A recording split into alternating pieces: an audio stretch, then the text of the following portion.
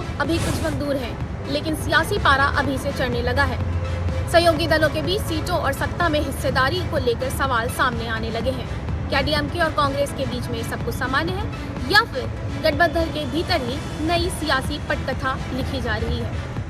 चुनाव अभी दूर है, लेकिन गठबंधन की दीवारों में दरार की आहट अभी से सुनाई देने लगी है। तमिलनाडु विधानसभा चुनाव नजदीक आते ही सत्तारूढ़ डीएमके कांग्रेस गठबंधन में सीट बंटवारे और सत्ता में हिस्सेदारी को लेकर तनाव के संकेत मिलने लगे हैं। कांग्रेस सांसद मणिकम टैगोर की हालिया सोशल मीडिया पोस्ट ने दोनों दलों के बीच पावर शेयरिंग को लेकर अटकलों को फिर से हवा दे दी है।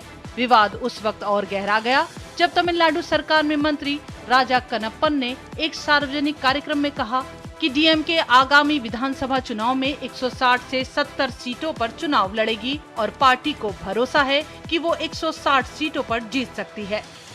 उनके इस बयान पर कांग्रेस सांसद मणिकम टैगोर ने सवाल उठाया। उन्होंने सोशल मीडिया प्लेटफॉर्म एक्स पर लिखा, 2021 में आपने 173 सीटों पर चुनाव लड़ा और 133 सीटें जीती। हम उन सीटों के बारे में पूछ रहे हैं जहां आप हारे थे। उन्होंने आगे कहा कि सत्ता में हिस्सेदारी जरूरी है, सत्ता में भागीदारी हमारा अधिकार है, फैसला जनता करेगी। कांग्रेस नेता टैगोर की ये टिप्पणी ऐसे समय में आई है जब राज्य सरकार में कांग्रेस की भागीदारी को लेकर लगातार चर्चा और खंडन हो रहे हैं। इससे पहले मुख्यमंत्री एमके स्टालिन ने चेन्नई में एक कार्यक्रम में साफ किया था कि तमिलनाडु में गठबंधन सरकार की कोई संभावना नहीं है। उन्होंने कहा था कि कांग्रेस के साथ गठबंधन जारी रहेगा, लेकिन सरकार में सत्ता साझेदारी का कोई प्रावधान नहीं होगा।